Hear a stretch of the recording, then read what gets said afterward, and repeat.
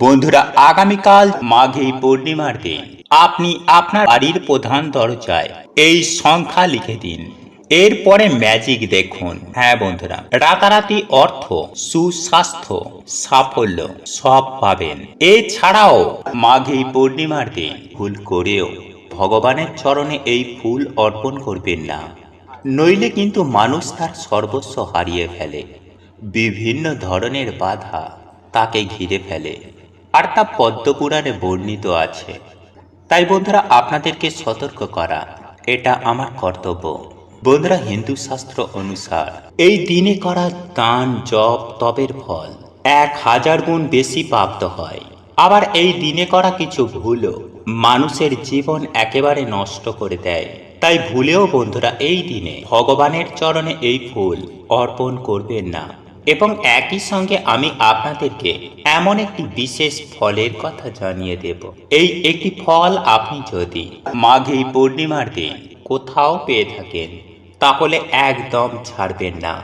এই ফলটি সোজা আপনি আপনার বাড়িতে নিয়ে আসবেন। দেখবেন আপনার পিছু পিছু স্বয়ং পরমেশ্বর ভগবান শ্রীকৃষ্ণ আপনার বাড়িতে আসবেন এবং সারা বছর অর্থ, সুখ, শান্তিতে আপনার বাড়ি ভরে উঠবে।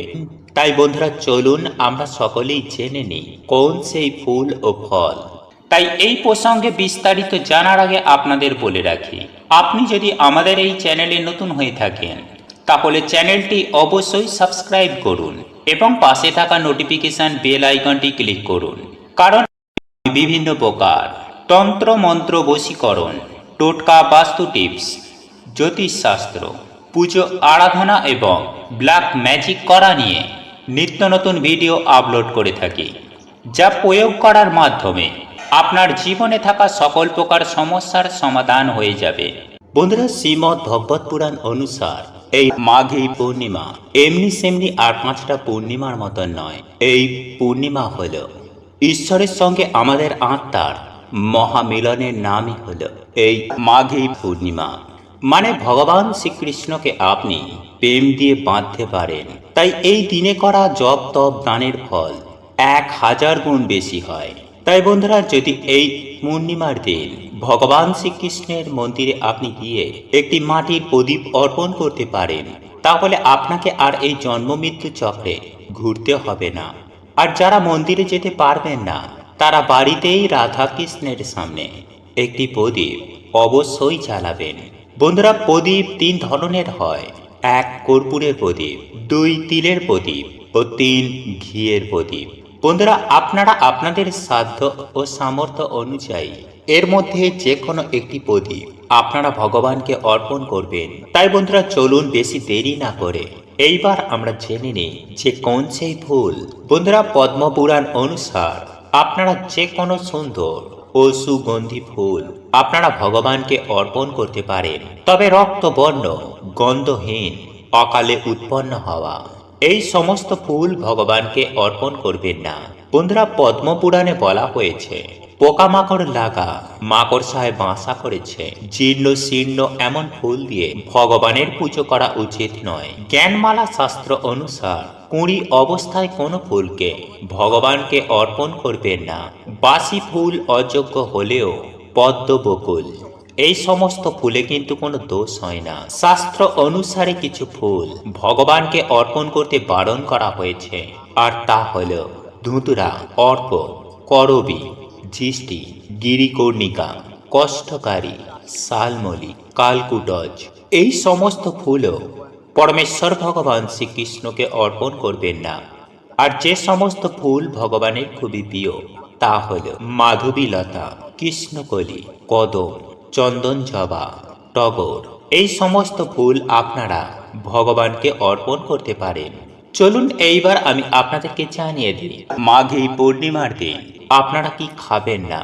আর সেই খাবারগুলি হলো বন্ধুরা, শিম, বরবটি, নালিতা, গাজর, মূলো, সজনে, পটল, বেগুন, কলমি শাক, ছোলার ডাল, মাসকলাই, মুসুর, তিল, সরিষা, মধু, সেদ্ধ চালের অন্ন, মাছ, মাংস, ডিম, আচার, মাদক দ্রব্য। বন্ধুরা, যদি আপনারা এতগুলি খাবার ত্যাগ করতে না পারেন, তাহলে অন্ততপক্ষে এই দিন মাছ, মাংস, ডিম, পেঁয়াজ, মূলো, কচু ও মাদকদ্রব্য খাবেন না। এই খাবারগুলি খাবার ফলে ধন নাশ হয়।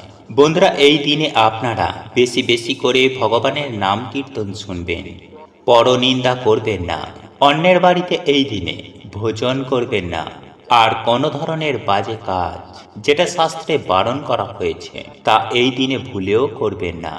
বন্ধুরা, 18টি পুরাণের মধ্যে গরুর পুরাণে ভগবান বলছেন, এই 7জন ব্যক্তির বাড়িতে কখনোই আমাদের অন্নভোজন করতে নেই, নইলে দুর্ভাগ্য, রোগ, ব্যাধি আমাদের পিছন ছাড়ে না।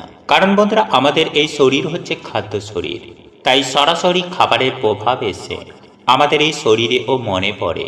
আর গরুর পুরাণে ভগবান বলছেন, এই 7জন ব্যক্তির বাড়িতে আমরা কখনো যদি খাবার খাই তাহলে আমাদের জীবনে নরক যন্ত্রণার মতো দুর্ভাগ্যকে ভোগ করতে হবে। তাই কোন সেই 7জন ব্যক্তি, চলুন আমরা জেনে নিই। তবে তার আগে বন্ধুরা, ভিডিওটিতে একটি লাইক দিয়ে জয় শ্রীকৃষ্ণ রাধে রাধে লিখে কমেন্ট অবশ্যই করুন। নাম্বার 1, বন্ধুরা যারা কালা জাদু, টুকটাক বা ব্ল্যাক ম্যাজিক এগুলো বেশি করে, বন্ধুরা এমন বাড়িতে কিন্তু আপনারা ভুল করেও খাবেন না।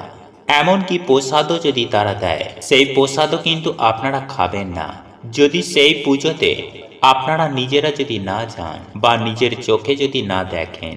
নাম্বার 2, যে বাড়িতে রিসেন্টলি কোনো অল্প বয়স্ক মানুষের অকাল মৃত্যু হয়ে গেছে, বন্ধুরা এমন বাড়িতেও কিন্তু আপনারা এই সময় খাবেন না। বিশেষ করে যারা মহিলারা আছেন অথবা অসুস্থ যারা রয়েছেন। এবং বন্ধুরা, যদি আপনারা পারেন তাহলে এই সময় অবশ্যই তাদের কিছু সাহায্য করবেন, কারণ সেই সময় তাদের বাড়ির লোকে মনোবল খুবই দরকার। নাম্বার 3, চরিত্রহীন মহিলাদের বাড়িতে, বন্ধুরা গরুর পুরাণ অনুসার যে সকল স্ত্রীরা নিজের ইচ্ছায় এমন অধর্মযুক্ত কাজ করেন, এমন বাড়িতেও কিন্তু বন্ধুরা ভুলেও কোনো খাবার খেতে নেই। কারণ বন্ধুরা এমন বাড়িতে খাবার খেলে মানুষের মন দূষিত হয়ে যায়, ফলে মানুষের এতে পূর্ণ ক্ষয় হয় এবং সৌভাগ্যের নাশ হয়। নাম্বার 4, যারা অন্যকে ঠকিয়ে টাকা অর্জন করে, বন্ধুরা যে টাকা অন্যের চোখের জলের বিনিময়ে রোজগার হয়, সেই টাকা কখনোই মানুষকে শান্তি দেয় না। তাকে একদিন না একদিন তার পরিবারকে বা তাদের সন্তানের কাছ থেকে দুঃখ ভোগ করতে হবে। তাই এই বাড়িতেও বন্ধুরা অন্যের মধ্যে অন্যের চোখে জল ও অভিশাপ রয়েছে। তাই এমন অন্ন খেয়ে মানুষের শুধু অভিশাপ ও দুর্ভাগ্যকে আমরা আমাদের জীবনে ডেকে নিয়ে আসি। নাম্বার 5, বন্ধুরা যে সকল ব্যক্তিরা অন্যের নিন্দা করে, এমন বাড়িতেও কিন্তু বন্ধুরা আপনারা ভুলেও খাবেন না। কারণ বন্ধুরা নিন্দা হচ্ছে এমন একটি জিনিস যা মানুষের সৌভাগ্য নষ্ট করে দেয়, ফলে এমন বাড়িতে খেলে মানুষের পুণ্য নষ্ট হয়ে যায় এবং সৌভাগ্যের নাশ হয়। নাম্বার 6, বন্ধুরা যারা সদা সর্বদাই অন্যকে হিংসা করে, যারা সহজেই রেগে যায়, বড় ছোটর জ্ঞান রাখে না, অন্যকে ছোট বড় কথা বলে দেয়, এমন মানুষের বাড়িতেও কিন্তু বন্ধুরা আপনারা খাবেন না। কারণ বন্ধুরা আমরা প্রত্যেকেই জানি যে যেমন পরিবেশ, যেমন সংকল্প নিয়ে আমরা খাবার খাই, তেমনই আমাদের শরীর ও মনের অড়া তৈরি হয়। তাই এর জন্যই দেখবেন যখন আমরা কোনো মন্দিরে প্রসাদ খাই, তখন আমাদের মন, প্রাণ, আত্মা সব যেন পবিত্র হয়ে যায়। এবং যখন আমরা কোনো শ্রাদ্ধ বাড়িতে খাই, তখন আমাদের মন প্রাণ যেন একটা কেমন ভার ভার হয়ে যায়। নাম্বার 7, বন্ধুরা যাদের মধ্যে করুণা নেই, দয়া নেই, মায়া নেই, পশুর মতন আচরণ করে, এমন বাড়িতেও কিন্তু আপনারা কখনোই খাবেন না। তাই বন্ধুরা এই ভুলগুলি আপনারা না তো করবেন, না তো এমন বাড়িতে আপনারা খাবেন। যাই হোক বন্ধুরা, এইবার আমি আপনাদেরকে জানিয়ে রাখি যে এই পবিত্র দিনে কোন সেই ফল আপনি গৃহে আনলে স্বয়ং পরমেশ্বর ভগবান শ্রীকৃষ্ণ আপনার বাড়িতে আসবেন। বন্ধুরা আপনারা প্রত্যেকেই ডমুর গাছ হয়তো দেখেছি, কিন্তু বন্ধুরা আমরা বেশিরভাগ মানুষই এটা জানি না যে এই গাছের মধ্যে ভগবান বিষ্ণুর বাস হয়। আসলে বন্ধুরা একটি পৌরাণিক কথা অনুসার যখন ভগবান বিষ্ণু নরসিংহ অবতার নিয়েছিলেন এবং যখন তার লীলা সমাপ্ত হয়ে যায়, তারপর বন্ধুরা তার নখ ডমুর গাছের নিচে রেখে দেওয়া হয় এরপর যখন ভগবান বিষ্ণু সেই নখ নিতে আসেন, তখন দেখেন সেই নখের জন্য ডমুর গাছের গায়ে কাটা কাটা দাগ হয়ে গেছে। তখন ডমুর গাছ বলেন, হে প্রভু, আপনি আমার সাথে এমন কেন করলেন? তখন ভগবান বলেন, ডমুর এই ক্ষতিপূরণের জন্য আমি সর্বদাই তোমার কাছে নিবাস করব, এবং যে শ্রদ্ধা ভক্তি সহকারে এই গাছের পুজো আরাধনা করবে তাদের সকল মনোবাসনাও সুনিশ্চিতভাবে পূর্ণ হয়ে যাবে। তাই বন্ধুরা, অগ্নি পুরাণ অনুসার কিছু কিছু গাছের মধ্যে কোনো না কোনো দেবদেবীর আশীর্বাদ রয়েছে, যেমন ধুতুরা, নীলকণ্ঠ এবং আকন্দ। বন্ধুরা, এই সব গাছের মধ্যে স্বয়ং দেবাদিদেব মহাদেবের আশীর্বাদ রয়েছে। ঠিক তেমনই তুলসী, ডমুর এবং কলা গাছ। বন্ধুরা, এই সমস্ত গাছের মধ্যে ভগবান বিষ্ণুর বাস। এছাড়াও বন্ধুরা, আবার কিছু কিছু গাছে নেগেটিভ এনার্জির বাস হয়। তাই এর জন্যই বন্ধুরা বলা হয় যে কখনো কোনো গাছের গোড়ায় প্রস্রাব করতে নেই। এতে বন্ধুরা না জেনেই বাড়িতে দুঃখ দুর্গতি ডেকে আনি। বন্ধুরা, আপনারা এই দিন একটি ঘটির মধ্যে কিছুটা গঙ্গা জল নেবেন এবং একটি ধূপ নেবেন। এরপর আপনারা সেই গঙ্গা জল ডমুর গাছের গোড়ায় ঢেলে দেবেন। এরপর আপনারা এই মন্ত্রটি 3 বার বলবেন। সেই মন্ত্রটি হলো বন্ধুরা, ওম নমো ভগবতে বাসুদেবায় নমঃ, ওম নমো ভগবতে বাসুদেবায় নমঃ, ওম নমো ভগবতে বাসুদেবায় নমঃ। বন্ধুরা, এরপর ধূপ দিয়ে ভগবান বিষ্ণু ভেবে সেই গাছটির পুজো আরাধনা করুন। তারপর আপনারা হাত জোড়ো করে আপনারা যে সমস্যায় রয়েছেন তা ভগবানকে বলুন। বলবেন, হে প্রভু, আমার জীবনে অনেক কষ্ট। প্রভু, তুমি আমার বাড়িতে গিয়ে আমার জীবনে থাকা সমস্ত প্রকারের দুঃখ, কষ্ট, দারিদ্রতা, রোগ ব্যাধি তুমি হরণ করে নাও এবং তোমার এই গাছের 3টি ডমুর আমাকে উপহার দাও। এরপর বন্ধুরা, আপনারা গাছ থেকেই যতটা ডমুর লাগবে তা আপনারা এনে একটি লাল কাপড়ের মধ্যে বেঁধে যেখানে আপনারা টাকা পয়সা রাখেন সেখানে রেখে দেবেন। বন্ধুরা, একটি ডমুর আপনারা একটি লাল কাপড়ের মধ্যে রেখে আপনাদের যে সদর দরজা রয়েছে দরজার ওপরে টাঙিয়ে দিন। আর একটি ডমুর আপনারা শোবার যে বালিশ রয়েছে তার মধ্যে একটি লাল কাপড় জড়িয়ে একটি ডমুর রেখে দিন। কিন্তু বন্ধুরা, আপনি যদি এই কাজটি করেন তাহলে এই বালিশের মধ্যে কিন্তু আর অন্য কেউ যেন না ঘুমায়।